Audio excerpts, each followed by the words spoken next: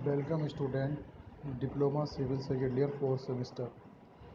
Subject building, subject RCC drawing.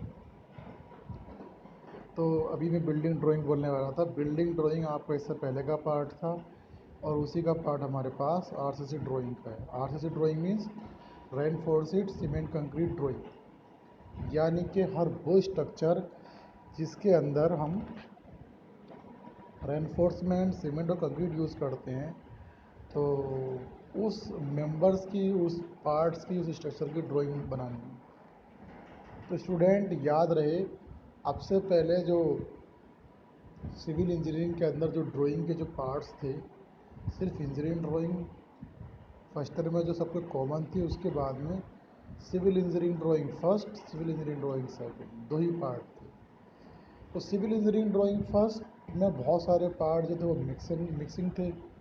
ऐसे ही civil engineering drawing second में बहुत सारे पार्ट मिक्सिंग थे। तो इसी तरीके से इंजीनियरिंग ड्राइंग फर्स्ट ईयर में, civil engineering drawing first second year में और सिविल इंजीनियरिंग ड्राइंग सेकंड वो थर्ड ईयर में। ये पार्ट था जो हम सब लोग सुनते रहते हैं कि सिविल में जो ड्राइंग का जो पार्ट है वो 3 साल का। अब कुछ समय पहले इसका सब्जेक्ट कुछ मॉडिफाई किया है, और इतना मॉडिफाई किया है कि इस इंजीनियरिंग ड्राइंग फर्स्ट को 2 जगह इन्होंने डिवाइड कर दिया, ऐसे इंजीनियरिंग ड्राइंग सेकंड को 2 जगह डिवाइड कर दिया। तो हम कह सकते हैं कि लगभग हर सेमेस्टर में कहीं ना कहीं हमें ड्राइंग का कुछ ना कुछ पार्ट पढ़ना है। अब जो सिविल इंजीनियरिंग ड्राइंग फर्स्ट था, उसके 2 पार्ट, बिल्डिंग ड्राइंग और आरसीसी ड्राइंग। अब हम आप लोगों को आरसीसी ड्राइंग पे ही बात कर रहे हैं, और आज का जो हमारा टॉपिक है आज का जो टॉपिक है छत का प्रबलन आरेख, drying of reinforcement in slab. छत का प्रबलन आरेख यानी कि drying of reinforcement in slab. हम कह सकते हैं कि छत का प्रबलन आरेख, जो छत में जो हमारी रूफ होती है उसमें हम किस किस तरीके से रेनफोर्समेंट लगाते हैं, उसकी सबकी हमें डिज़ाइनिंग करनी होती है। छत को कमरे की लंबाई और चौड़ाई के अनुपात तथा प्रबलन इस्पात के प्रयोग के आधार पर निम्न वर्गों में विभक्त किया जा सकता है। Number 1, one way slab, two way slab और cantilever slab, continuous slab. One way slab, two way slab, cantilever slab और कंटिन्यूस स्लेब।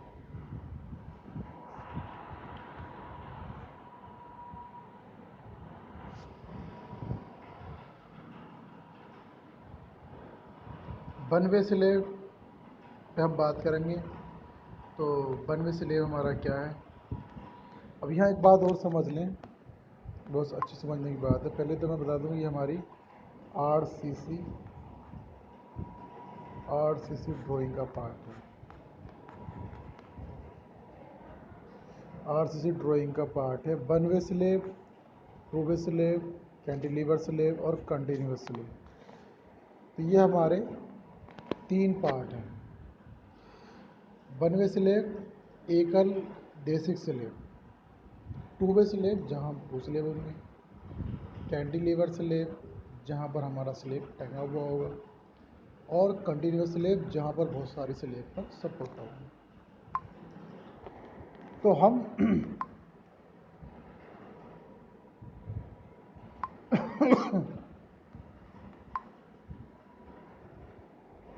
ये हमारे पास जो 4 स्लेब हैं, इन्हीं पर हम स्टडी कर रहे हैं। वन वे स्लेब का हम बात करते हैं। सबसे पहले क्या होता है वन वे स्लेब? कमरे की प्रभावी लंबाई प्रभावी चौड़ाई के दोगुने से अधिक, कमरे की प्रभावी लंबाई प्रभावी चौड़ाई के दोगुने से अधिक,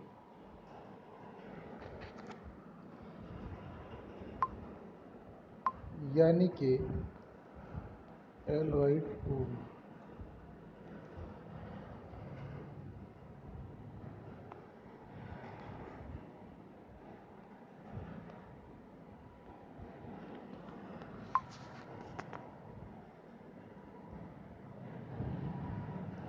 हो तो एकल देसी स्लेब का यूज होता है। इस प्रकार की स्लेब में सदैव छोटे स्पान अर्थात चौड़ाई की दशा में मुख्य प्रबलन दिया जाता है। लंबाई की दिशा में डिस्ट्रीब्यूशन इस्पात दिया जाता है जो निर्धारित से स्पष्ट है। कमरे की प्रभावी लंबाई प्रभावी चौड़ाई के दोगुने से अधिक। कमरे की प्रभावी लंबाई प्रभावी चौड़ाई के दोगुने से अधिक हो तो सिंगल स्लेब का यूज होता है। इस प्रकार की स्लेब में सदैव छोटे स्पान चौड़ाई की दिशा में मुख्य प्रबलन दिया जाता है। लंबाई की दिशा में डिस्ट्रीब्यूशन इस्पात दिया जाता है जो निम्न उदाहरण से स्पष्ट है। यहाँ एक क्वेश्चन दिखा रखा है इन्होंने, जो समझना है कि एक 2.5 मीटर चौड़ाई गैलरी की छत, तो गैलरी इस टाइप से जिसकी चौड़ाई 2.5 मीटर है। इसकी छत में 10 mm व्यास की ये हमारे पास डायमीटर है। 10 mm व्यास की 200 mm सेंटर टू सेंटर पर तनन छड़ है। 10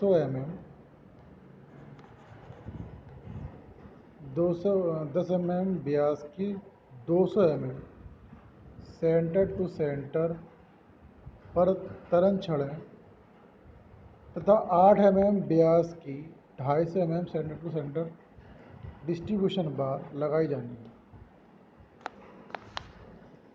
स्लेब की मोटाई 100 mm है।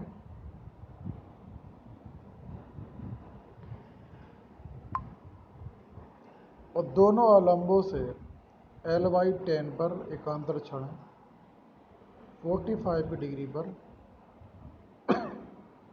नत की गई है। अनुविक्षेप तथा काट दृश्य में प्रबलन इस्पात की स्थिति दर्शाई है।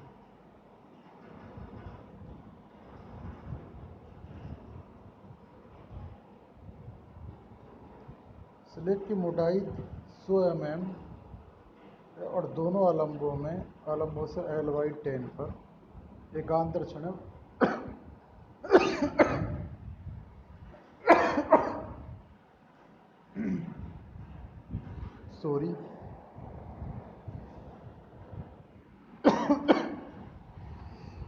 तबीयत का भी पता नहीं चल पा रहा क्या हो रहा है,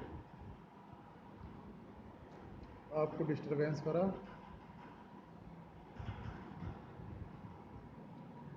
तो क्वेश्चन दोबारा समझ लें कि एक हमें 2.5 मीटर चौड़ी गैलरी की छत पर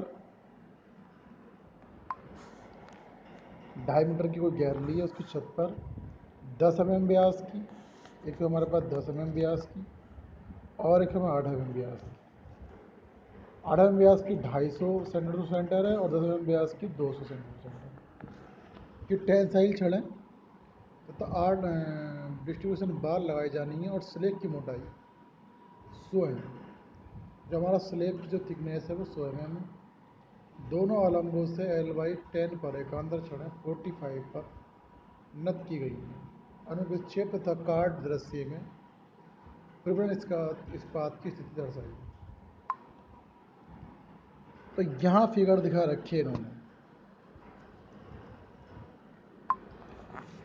सबसे पहली बात तो ये है, उसने बोला कि जो हमारे पास स्लेब है उस स्लेब की मोटाई कितनी हो, 100 mm, 100 mm की मोटाई है। 8 mm की जो डिस्ट्रीब्यूशन बार है, अगर देखें देखो कुछ बार है तो इस तरह के डला हुई हैं, इसका मैं ये हुआ, ये हमारी बार है इस तरीके से, और कुछ बार है हमारी इस तरीके से। तब अब हमने इसका क्रॉस सेक्शन ले रखा खाली, तो सिर्फ हमें इस साइड से ये वाली बार दिखाई दी, एक बार जो दिखाई दे रही, और इसी बार पे हमें इसके ऊपर ये बिंदी के रूप में 12 दिखाई दे। मैंने बिंदी ले लो सपोज, तो ये बिंदी के रूप में ये वाली 12 दिखाई दे। तो आप देख सकते हैं कि यहाँ पे उन्होंने दिखाया है ये जो हमारे पास डिस्ट्रीब्यूशन 12 हैं, इनका 8 फाई व्यास है और 250 mm पर सेंटर लगाई हुई है। अल्टरनेट बेंटअप मैन बार जो मैन बार है वो 10 phi. Top and bottom cover, जो कवर दे रखा है उन्होंने वो 15 का दे रखा है, यानी कि 15 सेंटीमीटर का दे रखा है। तो टॉप में भी और बॉटम में 15 सेंटीमीटर का कवर दे रखा है। तो कवर आप समझते हैं कि जो हमारी सबसे बाहरी सिरे से, जो सीमेंट के बाहरी सिरे से जो हमारी स्टील वायर की जो सबसे पहली की सतह है वो 15 सेंटीमीटर है। हम कह सकते हैं कि ये हमारा कवर जो है टॉप एंड बॉटम कवर 15 का दे रखा है। तो इसकी लंबाई 2.5 मीटर दिखा रखी, उसने बोला था जो हमारी गैली है वो 2.5 मीटर की। तो आप 2.5 की गैली दिखा दी। ये आपने सब इसके स्पेसिफिकेशन ली थी। हमारे पास बार हैं, ये बार है, यहाँ पे L/10, ये L/10 एंड कवर हमारा यहाँ दिखा रखा है उन्होंने। ये इसका एंड कवर है, यहाँ पे इसका ये एंड कवर है। एंड कवर ये 150। एक्सपेंशन जॉइंट, एक्सपेंशन गैप 50 का है। तो स्टूडेंट याद रहे कि जो हमारे पास L 2.5 मीटर इसकी जो लंबाई है वो सिर्फ वहाँ तक की लंबाई है जहाँ तक हमारे पास स्टील वायर इसके अंदर कनेक्ट है। इसके बाद दीवार हमारी 150, जितनी की दीवार 30 सेंटीमीटर की दीवार है, तो उस दीवार से हमें देखना है कि एंड कवर हमें कितना दिया है।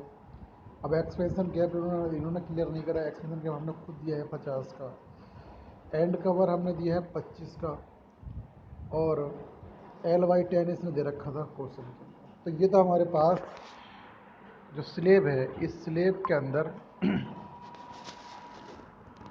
इस स्लेब का एक क्रॉस सेक्शन व्यू है। अगर देखें तो 92 स्लेब का ये हमारे पास एक टॉप व्यू है जब हमने कंक्रीट इसके अंदर नहीं डाली है। 2.5 मीटर चौड़ाई है इसकी, ये प्लान है इसका। 30 की दीवारें जा रही हैं, ठीक है। ये हमारे पास जो इस टाइप से है, ये हमारे पास अल्टरनेट बेंटअप बार हैं, और ये जो हमारे पास इस तरीके से बार्स आ रही हैं, ये हमारी सब डिस्ट्रीब्यूशन बार है। ये सारी डिस्ट्रीब्यूशन बार हैं, वो हमारी बेंटअप बार।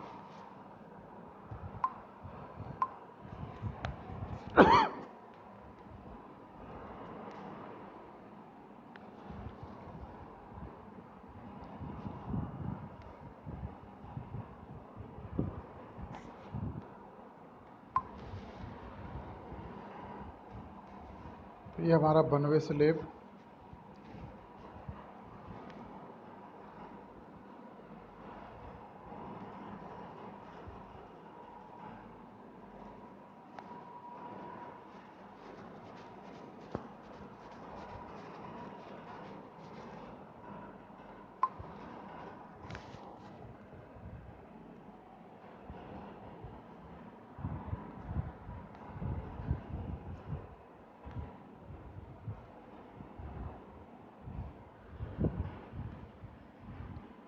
तो 92 स्लेब में आपने देखा इसमें 10 फाइव की ग्रेनेड बार लगा रखी है, और 200 mm का सेंटर टू सेंटर हमने गैप दे रखा है। डिस्ट्रीब्यूशन का भी दिखा रखा है। तो ये 92 स्लेब का प्लान है, और ये सेक्शन था। ये क्या हमारे पास प्लान, तो ये हमारे पास क्या है, सेक्शन है। तो हमारे पास जो सेक्शन है अलग फिगर, ये प्लान है ये अलग फिगर।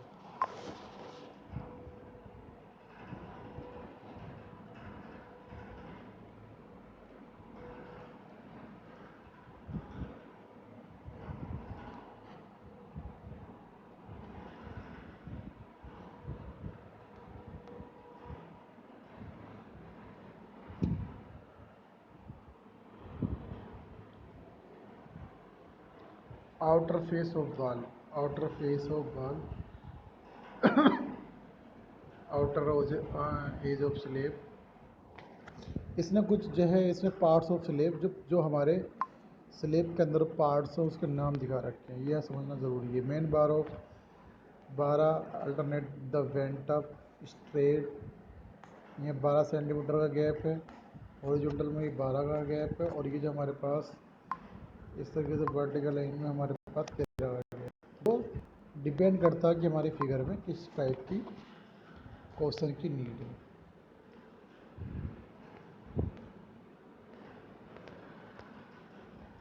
अब एक हमारे पास फिगर है जो मैंने फिगर ले रखी है। इस फिगर को आप चाहे तो बना सकते हो। इस फिगर में आप देखें, अब 15 सेंटीमीटर दिखा रखा है इसने, यहाँ से लेके यहाँ तक का एरिया, ये पूरी 30 होगी। दीवार अगर देखा तो 30 की होगी। ऐसी 30 की दीवार हमारे पास ये है। तो दीवार पे स्लेब पूरा न डाल के हम आधी दीवार पे स्लेब डाल देंगे। हमने आधी दीवार को डाल रखा है। 3 मीटर क्लियर स्पान, ये हमारे पास जो स्पान है वो कितना है, 3 मीटर क्लियर स्पान दे रखा है। 3 metre clear span, 50 centimetre, 50 centimetre, 12 mm dia main bar, 12 centimetre centre to centre, distribution bar 6 mm, distribution bar 18 centimetre centre to centre, alternate bar bent up 12 centimetre 10 centimetre, RCC roof slab,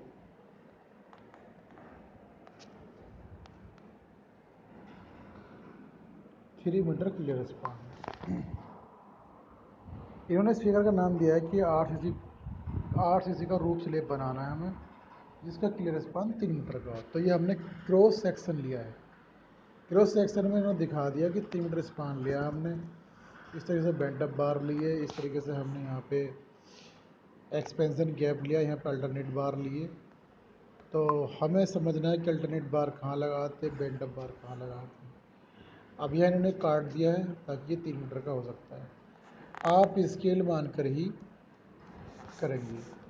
जब scale मानेंगे तो ये हमारी 3 metre की scale accurate आएगी, दीवारें भी accurate आएंगी, और यही हमें इसकी ड्राइंग बनानी है। तो स्टूडेंट याद रहे, जो भी हम आपको यहाँ बताना चाह रहे हैं, RCC स्लेब हो या फिर हमारे पास बीम हो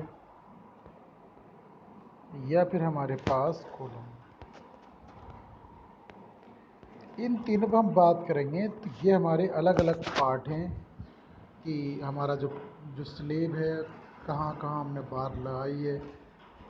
बारों के उस जाल को ड्रा करना ही RCC ड्राइंग कहलाता है। तो हमें अपने इस स्ट्रक्चर में ये दिखाना है कि कहाँ कहाँ हमने स्टील बार यूज़ किए, कहाँ कहाँ हमने एंड कवर दिया है, कहाँ कहाँ हमने क्लियर कवर दिया है, आखिरकार हमारा बेंट अप पॉइंट क्या है, किस तरीके से हमने स्पेसिंग दी है। तो सारा कुछ फिगर में क्लियर होगा। अगर क्वेश्चन में क्लियर नहीं है तो आपको अपने हिसाब से स्टैंडर्ड मान के करना है। बेहतर होगा कि आप इसमें बहुत सारी पेंसिलों का यूज़ करें, और जैसे जैसे इन्होंने दिखा रखा है उस हिसाब से आप, जैसा अगर आप चाहें तो ये स्टील वायर को हम HB से शो करें, स्टील वायर को हम HB से शो करें, जो हमारे पास स्लेब की है उसको हम 2B से शो कर दें, बाकी हम जो है 2S से शो कर दें।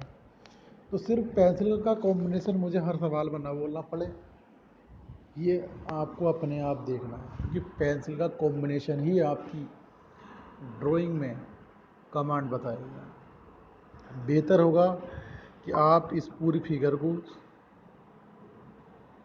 पेंसिलों के कॉम्बिनेशन से भी सजाएं, और जो जो पार्ट जहाँ जहाँ लगाए जाते हैं उस पार्टों को वहाँ वहाँ उसकी जगह दें, तो वो ज़्यादा बेनिफिशियल रहेगा। स्टूडेंट याद रहे कि फिगर तो आप अच्छा बना सकते हो, बट उसके अंदर अगर आपने शाइनिंग प्रोवाइड नहीं कराई तो वो कहीं ना कहीं अगर 5 नंबर के क्वेश्चन पे 4 देने का उसका मन था तो वो 2 ही दे के चला जाएगा।